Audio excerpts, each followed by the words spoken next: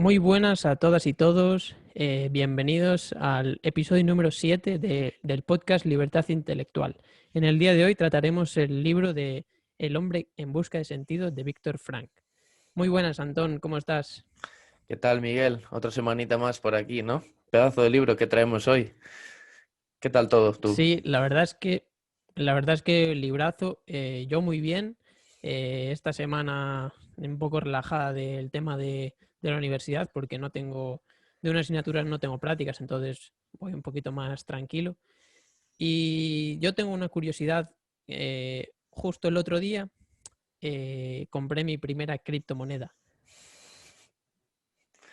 Ostras, a mí me llama muchísimo la atención ese tema. De hecho, me recomendaste leer el libro Patrón Bitcoin y lo tengo en pendientes. De hecho, seguramente en este podcast sacaremos algún día algún episodio, ¿no? Relacionado con ese tipo de finanzas. Y la verdad que me gustaría aprender sobre ello y es un tema muy interesante, ¿no? Sí, yo de hecho empecé esta semana el libro del patrón Bitcoin porque quedé con mis amigos y resulta que uno de ellos empezó con el tema de las criptos y le pegó el gusanillo a todos y entonces fue como crear ahí una sinergia y una cosa llevó a otra y dije, bueno, pues venga, adelante. ¿Y Y qué compré tal? Cardano. Ah, pues ya me darás, bueno, a mí, a los oyentes, una pequeña masterclass de eso, porque yo a día de hoy cero patatero. Me tengo que formar porque, porque no sé nada. Pero sí, la verdad que me llama muchísimo la atención y tengo muchas ganas de aprender sobre ello. Pues sí, a ver, yo también sé muy poco sobre el tema, pero en el futuro pues espero poder hablar con un poco más de razón sobre el tema. Sí, a ver, yo sé que a ti el tema finanzas, para ti es un tema guay. Sé que te gusta invertir en acciones, fondos indexados, sé que te gusta crearte tus Excel automatizados de gastos, alguna aplicación que tenemos. Bueno, no voy a hablar mucho más porque nos podríamos poner a hablar de esto en un capítulo largo y tendido y pienso que hoy vamos a hablar de Víctor Frank, ¿no? Sí, totalmente. Pues si quieres empiezo a presentar al autor. Venga, adelante. El autor, Víctor Frank, nació en Viena en 1905 en el feudo de una familia de origen judío. Estudió medicina en la Universidad de Viena y se especializó en neurología y psiquiatría y es el fundador de la logoterapia y del existencialismo. Trabajó en diferentes centros y fue director de la sección de neurología del Hospital de Rothschild, que atendía únicamente a pacientes judíos. Una de las razones por las que luego fue deportado. Personalmente, vivía en un ambiente familiar afectuoso y sereno y empezaban a superar las penurias económicas que vivían gracias a los ingresos de Víctor. Esa tranquilidad distaba bastante con el ambiente social que se vivía en las calles, donde ya había comenzado la masacre contra el pueblo judío por parte de los nazis. Esto les llevó a buscar una salida del país, a él y a toda su familia. Sus hermanos huyeron, la hermana se fue a Australia y el otro hermano se fue a Italia con su mujer, que luego deportarían de nuevo para Austria, y él consiguió un visado para emigrar a Estados Unidos y desarrollar su carrera profesional. Sin embargo, los padres, ya ancianos, no tenían medios para salir de Austria y se quedarían inválidos sin la ayuda de alguno de sus hijos. Esto, como Víctor era el único que se quedaba, le planteó una seria duda al tener que decidir entre ir a América y seguir con su obra o cuidar de sus padres. Finalmente, optó por dejar caducar el visado, se quedó en Austria y poco tiempo después él y su familia fueron deportados. De todos ellos, fue el único que logró sobrevivir al campo, y cuando salió vivió un auténtico calvario de dolor, soledad y vacío existencial. En los años siguientes recibió el doctorado en filosofía, fue profesor en la Universidad de Viena, viajó a Estados Unidos como profesor de Harvard o Stanford y publicó más de 20 libros. Lo cierto es que una carrera alucinante. Eh, lo más destacable de su obra es la diferencia que hace entre existencialismo y logoterapia. Aquí pues te voy a contar más sobre la logoterapia porque es sobre lo que va el libro Y básicamente el existencialismo es ver y analizar una persona según el pasado, buscando la causa del problema en el pasado.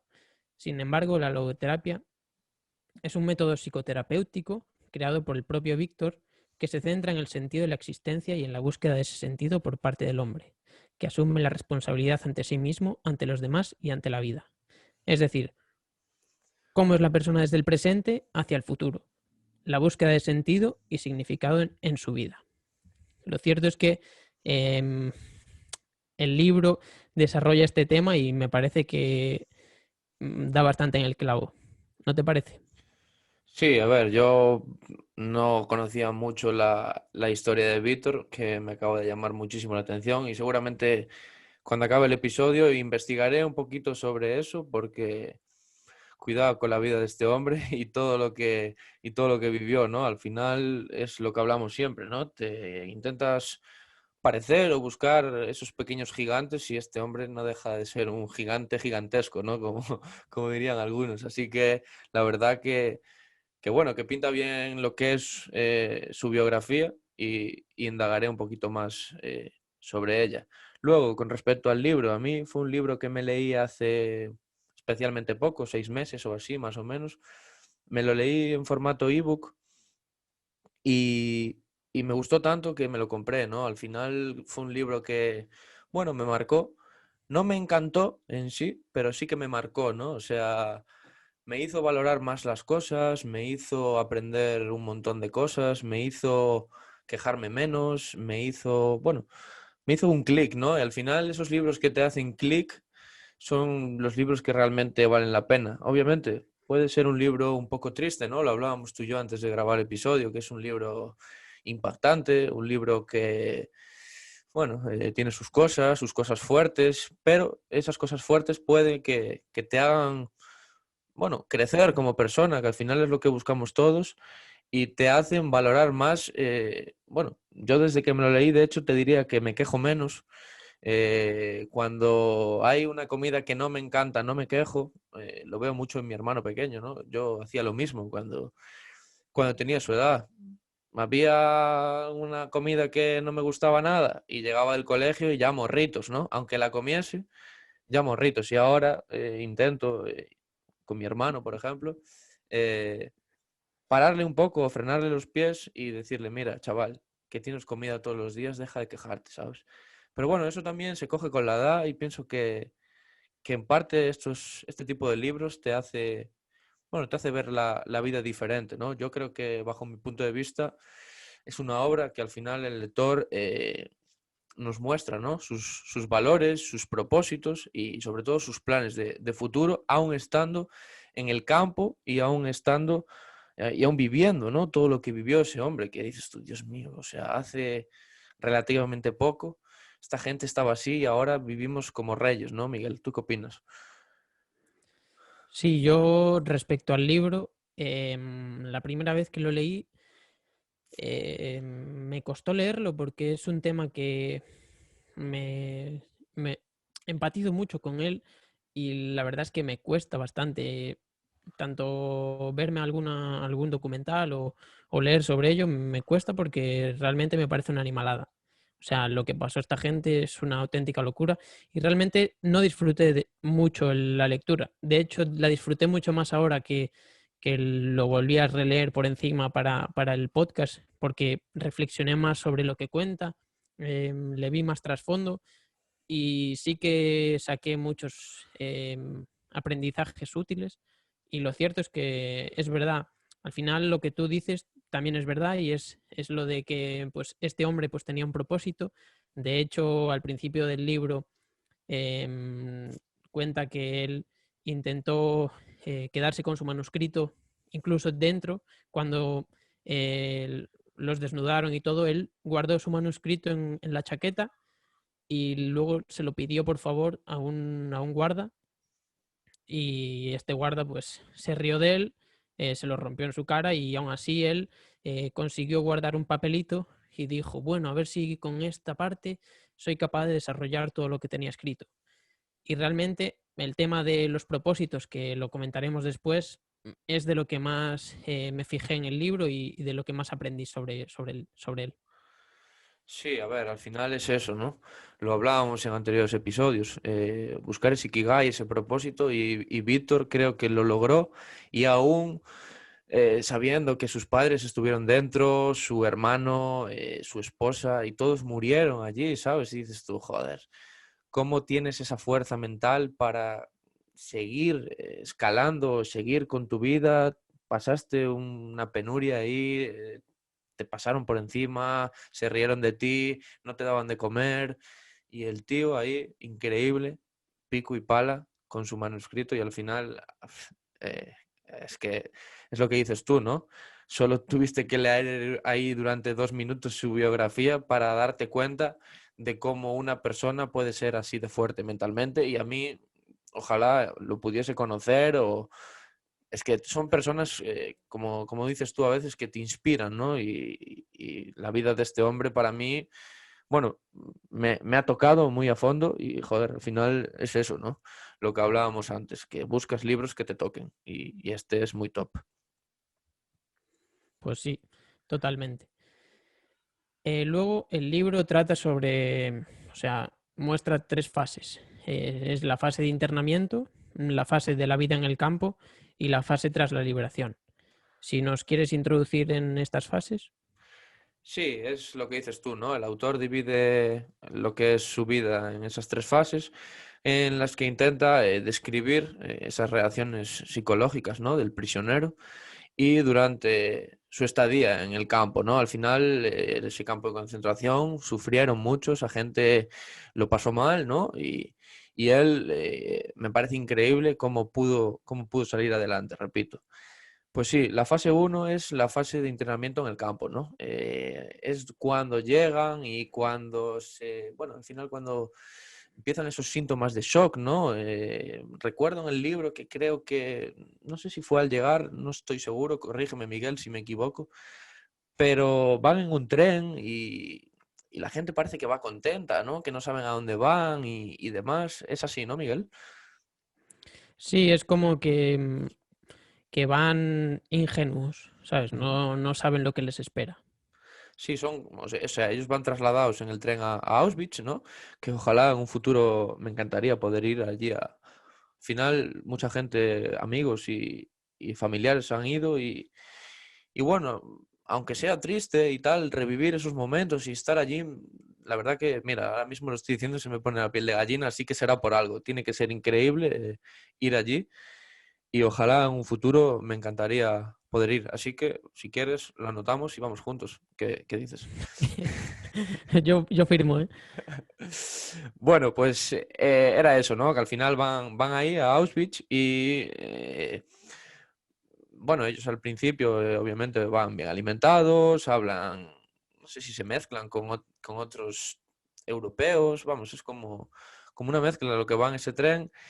Y es eso, que al final llegan, les da la bienvenida, entonces ellos parece que, bueno, que no va a pasar nada, ¿no, Miguel? O sea, y en realidad van a pasar un calvario durante, no sé si fueron 3, 4 años, no estoy seguro, pero es eso, ¿no? Al Sí, final en psicología existe un estado de ánimo llamado la ilusión del indulto, en la que el condenado a muerte, por ejemplo ellos, que están a punto de morir, pues coinciden esa ilusión de que serían indultados, ¿no? Al final lo mismo pasaba con estos prisioneros, ¿no? Se agarraban a cualquier clavo ardiente, ¿no? Diríamos, y esa esperanza siempre les quedaba, ¿no? sí, de hecho, es como que ellos realmente no saben lo que les espera y esa ingenuidad les hace que al principio pueda ser algo más llevadero. Pero realmente en el momento de llegar allí, de hecho, tal y como llegan allí, ya llevan a cabo la primera selección, que es una animalada. Sí, sí, sí. Sí, al final la primera selección era, a unos los enviaban a la derecha, que a priori eran los válidos, y a la izquierda iban los no válidos, ¿vale? Los enfermos, los incapaces de trabajar y demás, ¿vale? Luego llegaba un punto que era el punto de desinfección, en ese momento lo que hacían era quitarle sus objetos personales y, por ejemplo, es lo que decías tú antes, ¿no? Fran ahí fue donde perdió su manuscrito, que era para él era su vida, y les afeitaban la cabeza, bueno, la cabeza no solo, el cuerpo entero, y ahí les dieron una pastilla de jabón para que se ducharan y se desinfectaran, ¿vale? Como si vinieran sucios, que eso es lo más impactante de todo, que al final tú imagínate que tú vienes de tu casa súper tranquilo, vas a trabajar, te cogen y te dicen, ala, chaval, córtate el pelo y toma este jabón que viene sucio. No, es que yo vengo de mi casa, ¿sabes? Yo, si viviese en esa época, no sé qué pasaría conmigo, pero vamos, ojalá ser la mitad de Víctor Fran para poder sobrevivir a ese calvario, pero bueno, habría que ponerse en la piel, ¿no? De esa gente. Luego, la única posesión, dice en el libro que es tener esa existencia desnuda, ¿vale? A partir de ese momento, lo que sucede es que lo único que tendrían aquellos prisioneros sería su existencia, ¿vale? O sea, el estar allí, estar comiendo poco, bueno, rompiéndose la cabeza, ¿vale? Lo que hablábamos, sin pelo, no había materiales, tenían todos la misma ropa, sucia, al final un auténtico calvario, ¿no, Miguel? Y tú, con respecto a eso, ¿tú qué opinas? ¿Tú cómo lo vivirías? ¿Qué pasaría si te sucediera? Bueno, un poquito, quiero que me expliques qué harías tú. Al final es imposible saber cómo lo viviríamos nosotros, porque no nos vimos en una de estas y no creo que nos veamos nunca. Pero sí que es un calvario. De hecho, dice que bueno, había muchas infecciones de tifus, que había piojos, dormían en camas que eran tablas, no sé, echaban semanas sin bañarse, comían sopa aguada y un cacho de pan, muchas veces sin pan incluso, ¿sabes? Al final era una brutalidad y poco a poco ya introducimos aquí la vida dentro del campo. La vida en el campo era rutina, era todos los días lo mismo. Algunos tenían la suerte de que trabajaban, porque al final era una suerte entre comillas, porque podían pensar en otras cosas quizás, aunque las condiciones eran infrahumanas, pero por lo menos pues tenían actividades que hacer. Pero ya empezaban con los síntomas de apatía, es decir, dejaban a un lado las emociones y inconscientemente esto les facilitaba la vida, porque al final ya no estaban ni tristes, no sentían felicidad, no sentían miedo, estaban como dejando vivir pues como fuera. Y al mismo tiempo esto les ayudaba porque, claro, no tenían sentimientos. Esto se conoce como la indefensión aprendida, que es que las acciones que no tienen un efecto positivo dejan de hacerse, lo que al final lleva a la apatía, lo que comentaba antes. También está relacionado el tema de los maltratos continuos, que al final, si ves que te están maltratando todo el día, pues obviamente tu, tu estado de ánimo ya no cambia, es siempre el mismo. La adaptación hedónica de los seres humanos, que es la capacidad que tenemos para adaptarnos a las diversas situaciones de la vida, sean consideradas buenas o malas. Todo esto, al final, yo recuerdo, por ejemplo, este fin de semana me vi la película de Cadena Perpetua y realmente, aunque son cosas diferentes porque unos son presos y bueno, los otros van, lo más probable es que se mueran, sí o sí, pues en la película trata un poco el mismo tema, porque al final em, me acuerdo que Morgan Freeman, el que era el actor secundario, pues es como que llega un punto que habla sobre un recluso que lleva, claro, lleva 50 años dentro y dice que muchas veces pues que prefieren estar dentro porque pensando en lo que puede pasar en el futuro, que realmente no saben lo que les va a deparar. Y realmente cuando ya llevas 50 años dentro de una prisión, eres alguien ahí dentro. Y en el momento en el que sales, pues no sabes qué va a ser de tu vida. De hecho, luego pasan cosas en la película. eh, También hay maltratos de los policías a ellos. Entonces, por esa parte sí que va un poco relacionada. Y luego, por último, lo que yo quiero decir sobre la vida dentro del campo es que todo se reduce a la pirámide de Maslow. Para para las personas que están ahí dentro, lo único que quieren es comida, descansar bien y poco más. Porque al final, la pirámide de Maslow, como bien sabes, es según bloques. Por ejemplo, el más alto sería la autorrealización y eso, por ejemplo, en este caso, no existe. O sea, ellos no le dan ningún valor, básicamente porque lo más importante es la subsistencia.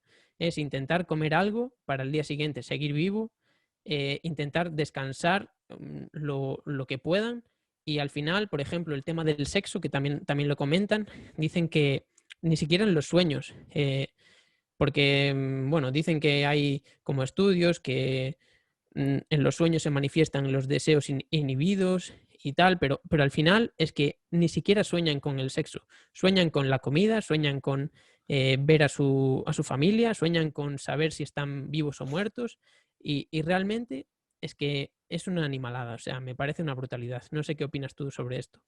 Sí, a ver, a mí me llama mucho la atención el tema ese de la pirámide de Maslow, porque al final buscas la parte de abajo, ¿no? Lo necesario para vivir. ¿Qué importa la autorrealización cuando estás sufriendo todo lo que sufres? ¿Qué importa la parte 4 que ahora mismo no me acuerdo cuál era, pero era una tontería de lujos y cosas, ¿no? En plan Sí, rollo. Al final, si estás ahí metido, es lo que dices tú, ¿no? Tu única necesidad es sobrevivir e intentar escapar de ese calvario. Al final decías, comentabas sobre la apatía, ¿no? Al final pienso que ellos esa apatía la utilizaban, ¿no? Como un mecanismo de autodefensa, ¿vale? O sea, algo que era necesario para olvidarse del dolor, del sufrimiento y centrarse en el único objetivo que es conservar su vida y sobre todo la de sus compañeros o la gente que estaba a su alrededor, que al final tú si, por ejemplo, tú y yo estamos juntos en un campo, al final a mí me encantaría que tú estuvieras hasta el final de la etapa, ¿no? Porque obviamente me vas a apoyar y vas a estar conmigo. Seas tú, sea mi familia, mi novia, obviamente, gente de mi alrededor. Y incluso gente que no conoces de nada, te da pena verlos caer o verlos morir o verlos que le pasa algo, ¿no? Entonces, con respecto a eso del hambre, pienso que al final allí había un altísimo grado de desnutrición, ¿no? Yo que soy sí. medio dietista, pf, fliparía. O sea, fliparía con un cacho de sopa, un cacho de pan con... De hecho, algunos, recuerdo en el libro que algunos ya estaban tan hartos de vivir que cambiaban ese cacho de pan o esa sopa por un simple pitillo para disfrutar, ¿sabes? O sea, ya me da igual comer que quiero morir tranquilo fumándome un pitillo, ¿no? Y dices tú, wow, ¿cómo puedes intercambiar ese cacho de pan, que es lo que te va a hacer vivir igual un par de días más, por un simple pitillo? Ya tienes que estar harto para llegar ahí, ¿no? Y comentabas también el tema de la sexualidad. Para ellos el deseo sexual era nulo. O sea, ni en sueños, cuando lo intentaban pensar, se le venía a la mente otras cosas. Y luego también quería remarcar eh, esa ausencia que tenían de sentimentalismo, ¿no? Al final, la mayoría de los prisioneros, la vida allí era como una vida primitiva, ¿no? O sea, necesitaban esforzarse, salir a trabajar y desconectar para sentir algo, ¿no? Y decías tú, wow, ¿cómo puede ser tan complejo, tan fácil el simple hecho de colocar una... Recuerdo en el libro, no estoy seguro ahora, pero yo me acuerdo que iban a colocar como unas rendijas o tal, o las trincheras, es que no me acuerdo muy bien, unos alambrados. Y decía Víctor que cuando iban allí, que era, para ellos era como ir al cine o como ir con tus amigos, ir allí a poner alambres. O sea, me parece algo del otro mundo, ¿no, Miguel? ¿Tú qué opinas? Sí, totalmente, que al final eh, como dijimos antes, el hecho de tener actividades que hacer, por lo menos, les hacía pensar en otras cosas que no fuera esto. Como dijiste lo de la sexualidad dentro de la pirámide de Maslow está en lo más básico. Y sin embargo, ellos no les daban importancia. Y eso. Así que imagínate tú cómo estarían. Sí, sí, sí, sí, tal cual. Y recuerdo en el libro que Víctor, bueno, como decías tú al principio, muchos se enfermaron, ¿no? Y tuvieron tifus y muchas enfermedades, tuvieron que cortar brazos, cortar manos, auténticas bestialidades. Y recuerdo que Víctor se había ofrecido, ¿no? A ayudar y tal, y también creo que había trabajado en cocina. Vamos, siempre se ofrecía voluntario para, con otros compañeros, pues intentar, yo qué sé, cosas inútiles, como pueden ser un plan de fuga. ¿Cómo te vas a fugar con todos esos tipos apuntándote? O libertad interior, ¿sabes? Al final te paras, se acaba tu día y, bueno, celebras, ¿no? Celebras, estoy vivo, tal. Y eso era lo que decía Víctor en, en el libro. Al final hay una frase que recalca en el libro Víctor, que es de Nietzsche, que dice que quien tiene algo por qué vivir puede soportar cualquier cómo, ¿no? Y al final su propósito era ese, ¿no? Salir de ahí para contar todo eso al mundo y yo qué sé, aquí estamos a 23 de marzo del 2021 y, joder, Víctor Frank ha hecho un libro que es una maravilla y su propósito, gracias a insistir y a pelear por todo lo que ha sufrido ahí, pues a mí, a ti y a millones de personas, que creo que es uno de los libros más vendidos en el mundo, eh, ha calado, ¿no? Ha calado en la sociedad y calará, que igual ya no estaremos nosotros aquí, seguirá calando este hombre en la sociedad, porque esto es una historia real y que da mucha pena, ¿no? Sí, yo de hecho tengo varios temas de los que quiero hablar y uno de ellos era lo de la definición de propósito, que para mí el libro la cambió totalmente, porque dice que las personas con un propósito lo llevaban mejor, el internamiento lo llevaban mucho mejor, porque solo tenían un propósito, que era el momento presente, ni el futuro, ni conseguir algo en el futuro, ni nada, solo el momento presente. Eh, Se convierte en lo que tienes que hacer en este momento para conseguir luego un objetivo mayor. O sea, es decir, que ellos trataban de ir día a día, de intentar sobrevivir cada día para luego pues, intentar salir del campo, ¿no? Y además, lo que bien dijiste tú de Nietzsche, que también lo tengo aquí anotado, es la búsqueda de un porqué para restablecer la fortaleza interior. Ellos, dentro del libro, él comentaba que siempre que había la posibilidad, eh, era preciso y necesario infundir un porqué, un objetivo a su vida, porque era eh, que buscaban fortalecer y soportar el terrible cómo de su existencia. Es decir, el porqué, teniendo un porqué, superas casi cualquier cómo. Otro de los temas que me gustaría tratar era sobre la conexión íntima y la reflexión. Víctor,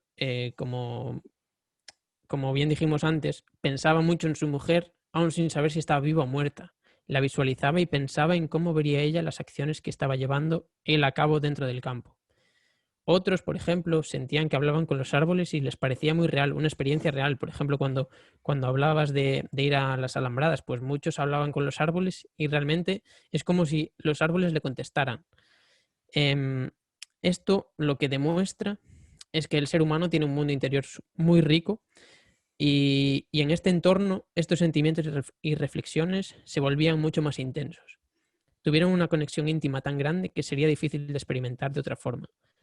Claro, al final estaban tanto tiempo con ellos mismos y les daba tanto tiempo a reflexionar y pensar sobre sus propias cosas, que en esos momentos pues no importaba nada, pero dentro de sí mismos al mismo tiempo reflexionaban sobre su vida, sobre todo lo que habían hecho, sobre su familia, qué pasaría con su familia, cómo estarían ellos.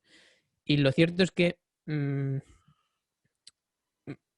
hoy en día a nosotros nos cuesta mucho. Yo creo que es porque estamos demasiado sobreestimulados. Y esto al mismo tiempo pues dificulta la conexión con uno mismo y poder hacer una reflexión profunda sobre tu vida, sobre lo que quieres en el futuro y sobre las personas que tienes alrededor. Al final, ellos en esa parte, no voy a decir que tuvieron suerte, porque sería un capullo si dijera eso, pero realmente tuvieron muchísimo tiempo y oportunidad para pensar en ellos y reflexionar sobre su vida. Y eso al mismo tiempo es algo que hoy en día no se valora, por desgracia, y se debería hacer más, yo creo. No sé tú qué opinas.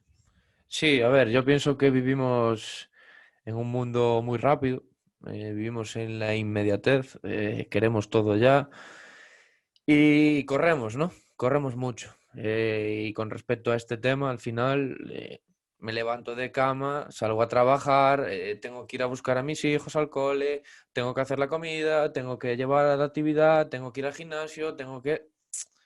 Y no tienes tiempo para planear tu día, ¿no? Lo que hablábamos el otro día de pararte por la noche y pensar, bueno, hoy qué hice, hoy tal, reflexionar, ¿no? Y preparar el día siguiente.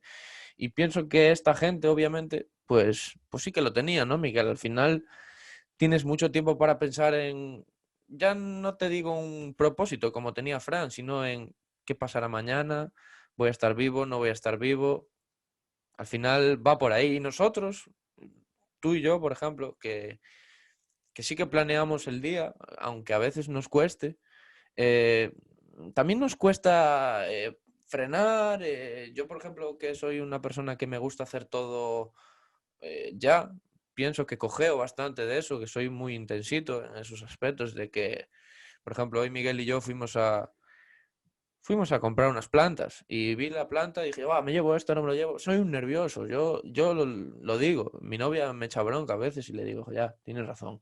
Luego me paro, reflexiono y digo, joder, ¿por qué eres así y tal? De hecho, ahora estábamos antes de grabar el episodio y me decía Miguel, que está bien la luz.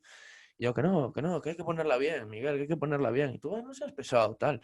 Pero es que son cosas que a veces no soy capaz de controlar y al final es por culpa de muchos estímulos, ¿no? Al final, ¿quién me va a decir? Tengo una luz aquí, otra allí. ¿Tú piensas que esa gente iba a estar pensando en las luces que tenía que encender? No, obviamente. Es por eso, porque vivimos en la inmediatez, vivimos muy rápido, queremos correr y yo qué sé, nuestro cerebro se hackea y a veces pecamos y fallamos con respecto a eso, ¿no, Miguel? A ti también te pasa, supongo, en algunos temas, ¿no? Sí, sí, y no nos paramos.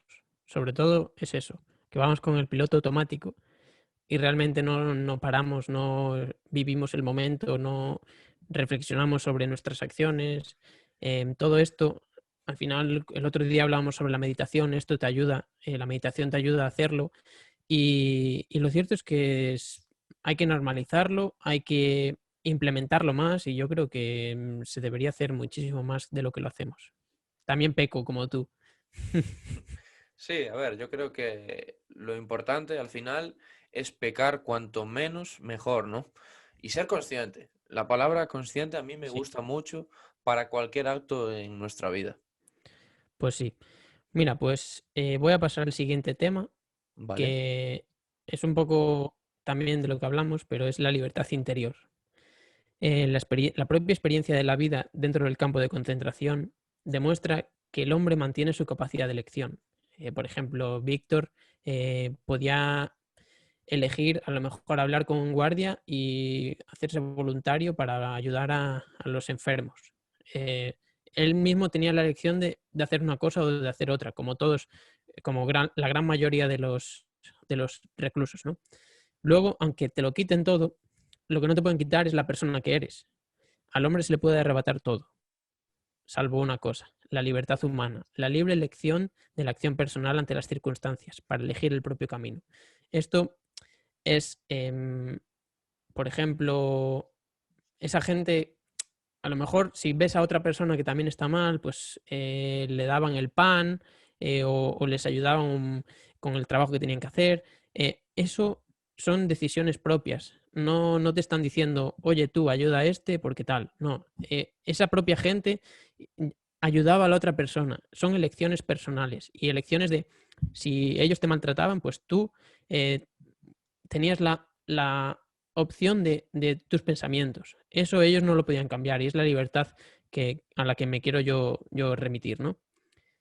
Y ahora, si te parece, me gustaría leer un párrafo del libro que la verdad es que me parece brutal Adelante. Y pues es sobre esto, sobre la libertad interior y sobre el sufrimiento, ¿no? Ah, pero ¿tienes el libro ahí?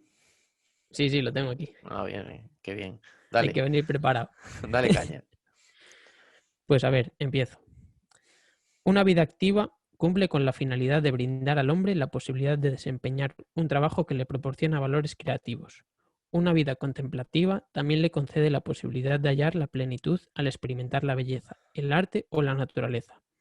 Pero también atesora sentido una vida exenta de creación o contemplación, que solo admite una única capacidad de respuesta, la actitud de mantenerse erguido ante su inexorable destino, como por ejemplo en un campo de concentración. En esas condiciones, al hombre se le niega el valor de la creación o de la vivencia, pero aún así la vida ofrece un sentido. De manera que todos los aspectos de la vida son significativos, también el sufrimiento. Si hay un sentido en la vida, entonces debe haber un sentido en el sufrimiento. La experiencia indica que el sufrimiento es parte sustancial de la vida, como el destino y la muerte. Sin ellos, la existencia quedaría incompleta. Wow. Acabas ¿Qué te de, parece? acabas de resumir casi todo el episodio a una frase larga, ¿no? O sea, me parece un brutal. Seguramente en el libro la tenga subrayada yo también, porque pensamos parecido. Y la verdad que, que es brutal, Miguel, brutal. Es que yo cuando leí esto por primera vez sí que lo anoté con lápiz, pero es que ahora la segunda vez que lo leí dije, buah. O sea, al final, llevándolo a nosotros, a nuestra vida, nosotros nos quejamos por estupideces. Es que son estupideces comparado con lo que pasó a esta gente. Y es una... Realmente hay que leer este libro porque te hace reflexionar sobre esto, sobre el sufrimiento, sobre... Al final hay muchas formas de sufrimiento y no voy a decir cuáles son mejores o cuáles son peores, porque cada persona pues tiene un umbral de sufrimiento y de dolor y es libre eso, ¿no? Pero realmente, si incluso Víctor y algunos de los reclusos, perdón, em, pudieron sacar algo positivo de su reclutamiento, es que no podemos quejarnos de nada en la vida, Sí. sinceramente. Sí, al final, si esta gente es capaz de sacar algo positivo de todo eso, ¿cómo no vamos a poder nosotros? O sea, que vivimos como marqueses, ¿no, Miguel? Al final tenemos de todo. Mira tú ahí bebiendo agua. Miguel está bebiendo agua. Esa gente para beber agua tenía que pasar las canutas, ¿no? O sea, tenemos gafas, tenemos cascos, tenemos aquí un ordenador de 1.000 euros, como quien dice, ¿sabes? Nada, al final también me apetece mucho que pase por el podcast el tema del minimalismo, ¿vale? Que últimamente lo estoy implementando en mi vida y la verdad que me está cambiando, o sea, Miguel, me está cambiando y mucho el deshacerme de cosas, el de no comprar a lo tonto, el tener lo básico y creo que es un tema muy interesante que podemos tratar aquí, ¿no, Miguel? Si te parece, lo podemos hacer para el próximo episodio. Vale, pues mira, Chan, chan, chan. estupendo. Spoiler. Genial. Pues mira, si quieres pasamos a la última fase, a la fase 3, lo que pasó después de la liberación, ¿no? Si quieres, introduzco yo un poco y tú vas matizando. En esta fase se encuentra al final el desahogo, ¿no, Miguel? O sea, el constante desahogo del prisionero que al final tienen diferentes formas de verlo, ¿no? Eh, Después de ser liberados, lo que pasa es que el prisionero, por extraño que parezca, que es lo que te quería comentar, no se sentía feliz. O sea, imagínate, llevas ahí metido sufriendo como un animal y no te sientes feliz ahora que te libran. ¿Cómo puede? O sea, es que eso ya no sé cómo debes de tener el cerebro, tu cuerpo, tu vida es un deterioro constante, ¿no? Para sentirte libre y no sentirte feliz, a mí es que me parece de lo más impactante del libro, ¿no? Mm, claro, es que es lógico lo que dices de que cuando salen no son felices porque probablemente les haya cambiado muchísimo la vida. O sea, les haya dado una vuelta de 180 grados y su familia probablemente esté muerta. em, a lo mejor no tiene propósitos de cara a su futuro personal y profesional. Entonces, es como que son conscientes de que hay una ausencia de futuro, o sea, de que de miedo sobre lo que va a pasar con ellos, de miedo sobre qué van a hacer fuera del campo. Y al salir, pues muchos pensaban más en el pasado que en su nueva vida que volvía a empezar ahora, ¿no? Y por eso que al final es lógico que, sobre todo al principio, pues lo pasen mal. De hecho, el propio Víctor dice que lo pasó fatal al principio, que em, no sabía nada de su familia. Cuando salió, pues se enteró de que habían muerto todos.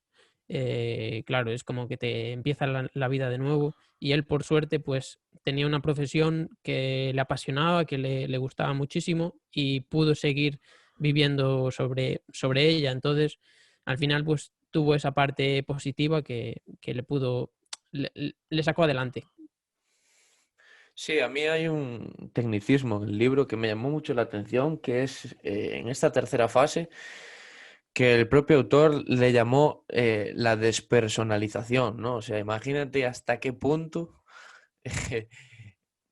no sabes ni quién eres, ¿no? Y luego también me llamó muchísimo la atención que comían como locos cuando salieron del campo, que comían ingestas grandísimas, además de que luego tenían que hablar durante horas y horas de lo que habían pasado, entrevistas y cosas. Al final, no es tan fácil, ¿no? Esa vida después del campo. Y por último, y no por ello menos importante, también en la tercera fase hay que recalcar el sentimiento que podía llegar a hacer el poder llamar a esa gente es reclusa, ¿vale?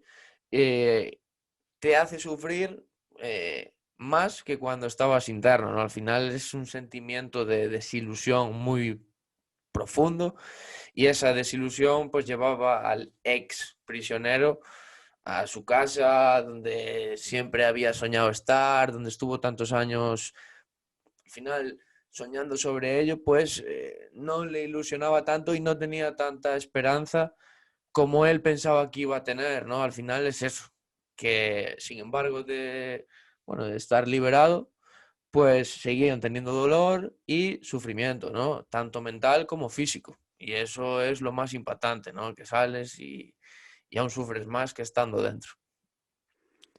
Sí, de hecho, esto también le pasa a mucha gente que va a la guerra. Salen muchísimas películas y hay historias muy conocidas sobre los americanos que vuelven de la guerra y realmente necesitan muchísima ayuda por todo lo que viven allí, que tienen que matar a gente, ven compañeros suyos sus muertes de cerca y al final eso te marca para toda la vida y es lógico que necesites ayuda, que lo pasen mal y que les cueste seguir adelante. Sí, sí, sí. De hecho, estoy viendo yo ahora una serie que se llama This Is Us, que te la recomiendo. Ya, bueno, ya te la recomendé. Y en la temporada número 4 sin hacer spoilers, bueno, una chica viene de la guerra, es que me acabo de acordar, sobre la marcha y se quedó tocada, ¿sabes? O sea, entonces clavas el ejemplo, ¿no? De esa serie estadounidense que pasa eso. Y Miguel, yo creo que poquito más podemos hablar del libro, ¿no? Al final es un libro que, bajo mi punto de vista, te cambia la vida, ¿vale? El hombre en busca de sentido de Víctor Frank, yo creo que te cambia la vida si lo lees. Yo creo que es uno de los libros, repetimos, terremoto, terremoto. Y al final creo que estamos ante uno de los libros más inspiradores, ¿no? De todos los tiempos y frente a uno de los relatos más esperanzadores sobre los campos de concentración, ¿no? Sí, lo cierto es que yo a la gente que nos escuche les recomiendo que lea este libro, pero sobre todo no es que lea este libro, es que reflexione sobre lo que cuenta el libro. Porque al final hay libros y libros y lecturas, o sea, cada libro requiere un tipo de lectura, pero es que este libro requiere una lectura reflexiva y, y concentrada en el libro y que te lleve a otras cosas, ¿no? Que te lleve a tu día a día de pensar sobre el valor que le das a cierto tipo de sentimientos, a cierto tipo de cosas y al final si realmente tiene ese valor o no lo tiene. Y por último, uno de los aprendizajes que más me gustó del libro es el cómo te tomas lo que te pasa, que es muchas veces más importante que lo propio que te pasa, ¿no?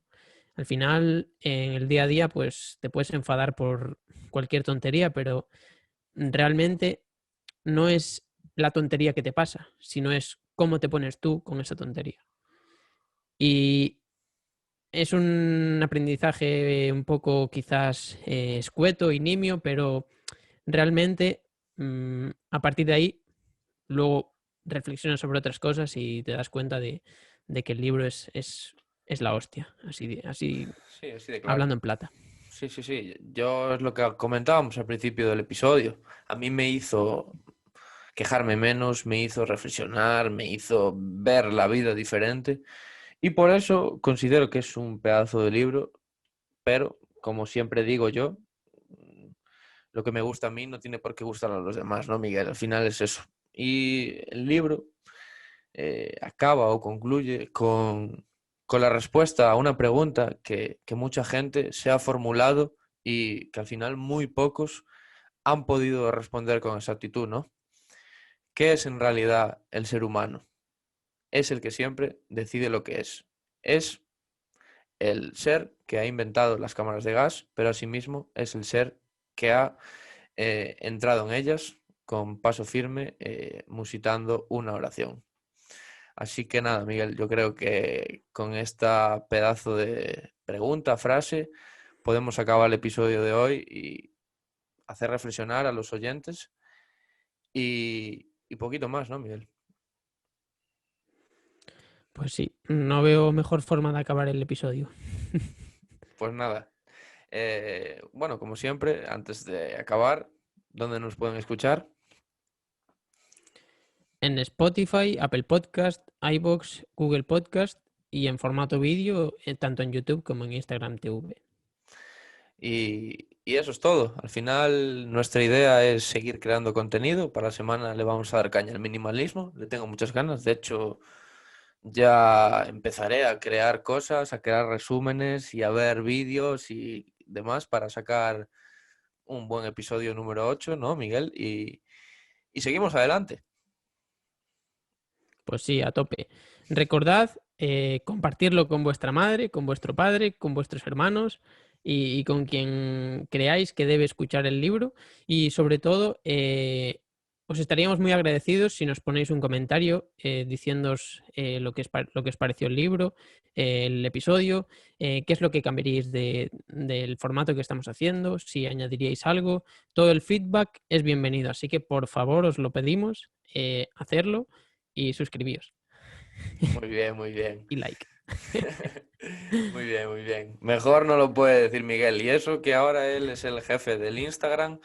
Y a ver cómo se curra el carrusel, porque sé que lo va a hacer muy bien. Y a ver qué nos prepara. Bueno, Miguel. Menudo jaleo, Una semana más, Miguel. Venga, un saludo. Nos vemos. Chao, Un chao. abrazo. Chao. Chao, chao.